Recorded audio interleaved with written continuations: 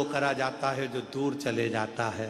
मेरे शिव, आप तो अपने हृदय में हमको बिठा कर रखना, हमें याद मत करना। हम तेरे पुत्र हैं, हम तेरी संतान हैं, हम तेरी औलाद हैं। अपने हृदय में, अपने दिल में।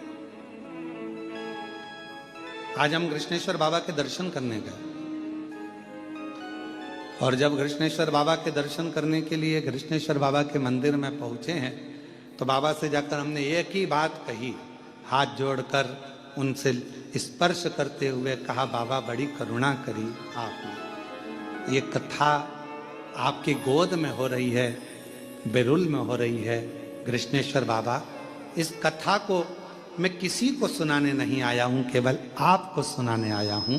मेरे बाबा, आप इस कथा को श्रवण करने जरूर आना, जरूर।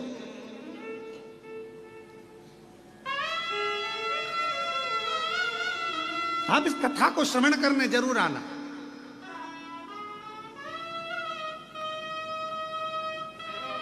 और मेरा विश्वास करता है, 7 दिन में एक दिन जिनके घर में अपन कथा करने बैठे हैं कृष्णेश्वर महादेव के, मेरा विश्वास करता है वो घर का मालिक एक दिन जरूर आएगा।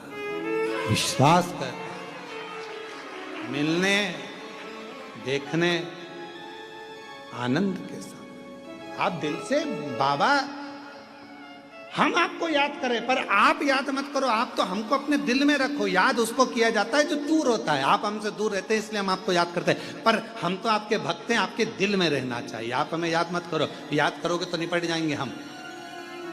आप तो हमको अपने दिल में रहो। जैसे एक वो बूढ़ी माँ नहीं बोलती, एक बूढ़ी माँ, बूढ़ी अम्मा लकड़ी बीनती है, गट्टा बांधती है, सिर पे रखती है, बेचारी थक जाती है। हे भगवान, थक गई, उठा ले। हे भगवान, उठा ले। हे भगवान, उठा ले। एक दिन पार्वती जी ने शंकर जी से कहा, इतना बोल रही, उठा क्यों नहीं लेते? शंकर जी जैसी बोली, उठा ले। शंकर जी पहुंच गए, माँ चल मैं तुझे उठाने आ गया। इतने में बूढ़ी माँ बोली, मैं मेरे को उठाने की नहीं बोल रही, मैं तो बोल रही लकड़ी का गट्ठा उठा ले। मैं मेरी थोड़ी। शंकर भगवान ने पार्वती जी से कहा, पार्वती आज के बाद कभी नहीं आऊंगा, देख ले इतना चतुर मनुष्य है, इतना चतुर। ट्रेन की सीट पर माताएं अपना कब्जा जमाती हैं, लड़ती है, झगड़ती है, और ट्रेन की सीट पे बैठी रहती है। और जब उसके 4-5 बैग होते हैं ना, तो उनको उतारने का जब समय आता है ना, तो जिससे झगड़ा हो रहा था ना, उसको भैया प्लीज हेल्प करोगे, थोड़ी सी हेल्प कर दो भैया, इनको बैग को वहां तक दे दोगे। अब भैया बैग को लेके दरवाजा तक पहुंचा, उसके बाद भी भैया, वो तो छोटा सा हैंड बैग टांग के खड़ी, सिर्फ भैया प्लीज नीचे भी रख दो ना। भैया बेचारा भैया में फंस गया, उतार के नीचे दर दिया। छत्रपति संभाजी नगर से बैठी थी ट्रेन में, आकोला तक झगड़ती गई है पूरी। और जैसे ही आकोला आने वाला था, तब इसने फ्रेंडशिप कर, भैया अब जरूरी थोड़ी ना। देखे सो 60,000 राकट दृष्टि भगवान से मत कहो कि भगवान आप हमें याद करो। भगवान से कहो, आप तो आपके दिल में बसे, बस इतनी कृपा करो। याद उसको किया जाता है जो दूर होता है, जो पास में होता है उसको कौन याद करता? कौन याद?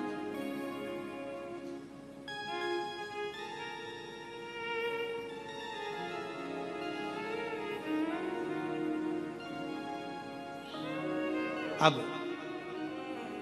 क्रोध आया कपिल मुनि को, 60,000 राख के ढेर बन गए।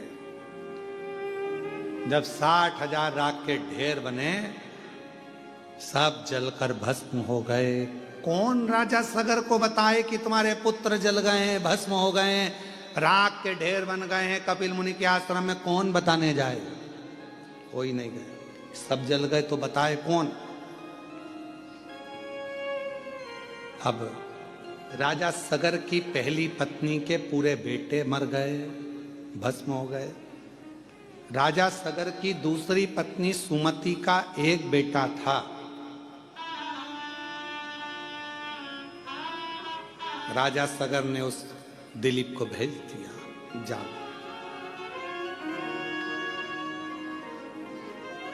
तुम्हारे भाई भी लौट कर नहीं आए, ना जाने कहां चले गए। जाकर तुम्हारे भाई ढूंढने गए हैं, देखो जाकर पता करो, जाओ जल्दी से जरा मालूम कर आओ।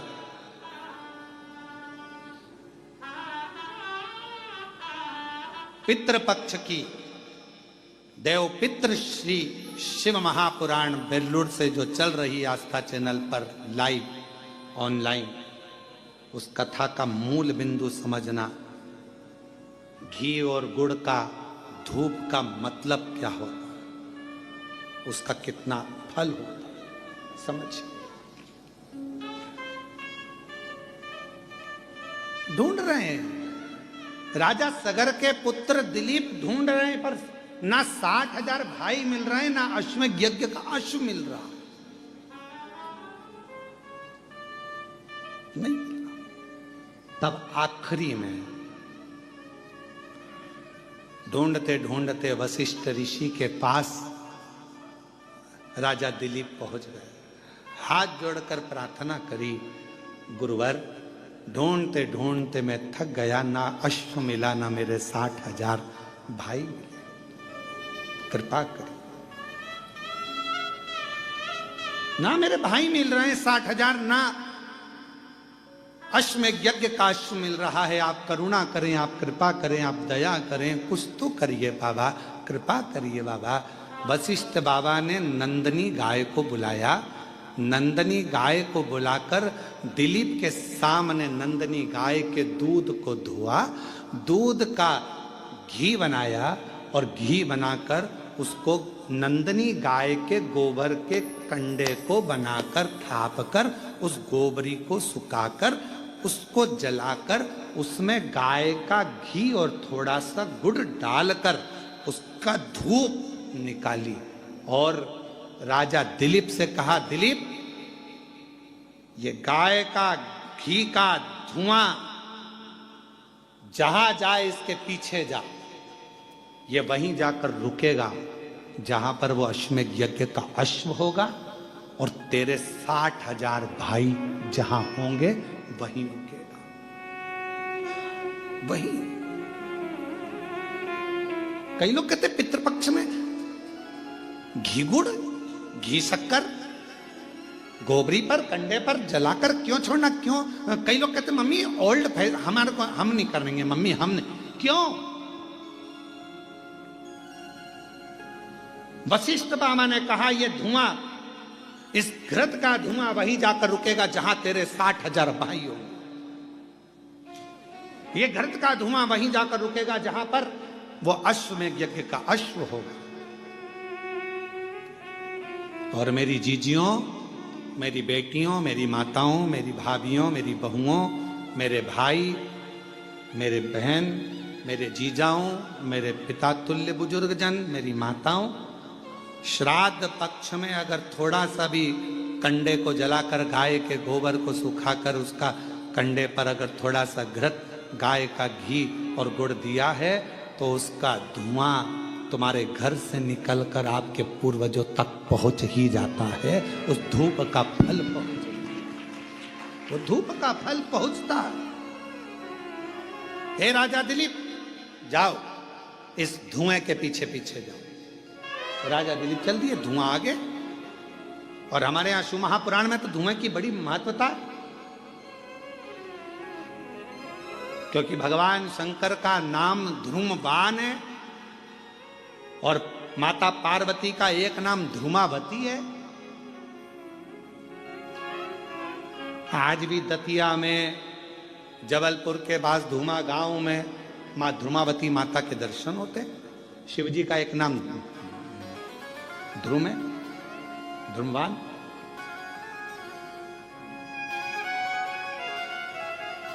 शिव जी की आराधना में, शंकर भगवान की पूजन में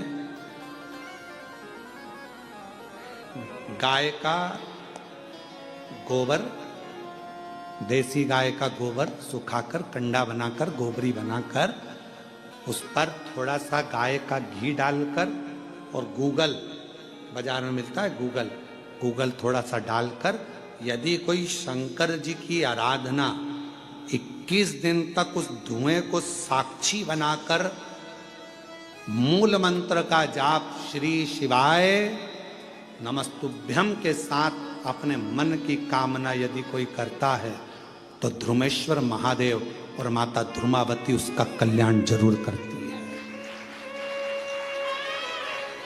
और मेरे संतान नहीं होती, गर्भपात हो जाता है, गर्भस्थ बच्चा 2-3 महीना रहने के बाद गिर जाता है, 4 महीना के बाद बच्चा गिर जाता है, बच्चा नहीं रह पाता है, 3 महीना, 2 महीना, 15 दिन, 1 महीना लगा कि अब की बार गर्भ ठहर गया है और मालूम पड़ा बच्चा फिर नहीं रहा।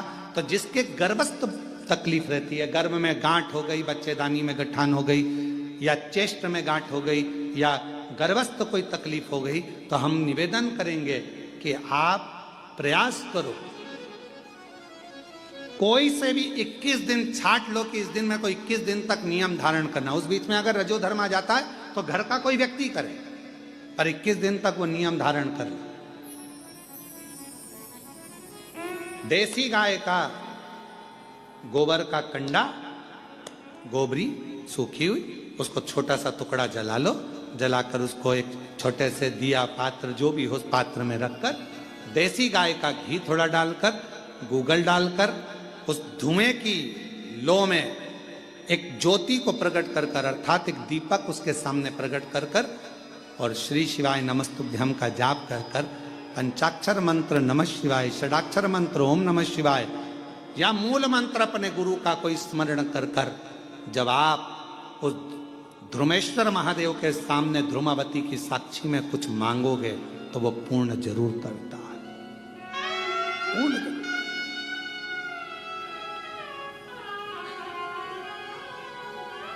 पूर्ण करेगा।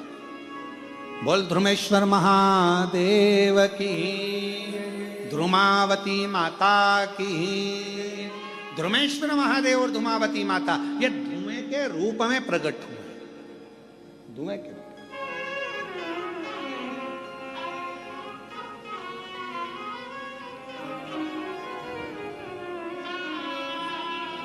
कुबेरेश्वर धाम कौन कौन गए? जरा हाथ उठाओ, जरा सब लोग गए हो? संध्या की आरती के दर्शन किए हैं आप लोगों ने? संध्या की आरती के अगर दर्शन करे हो तो वहां पर पहले गूगल की धुनी दी जाती है।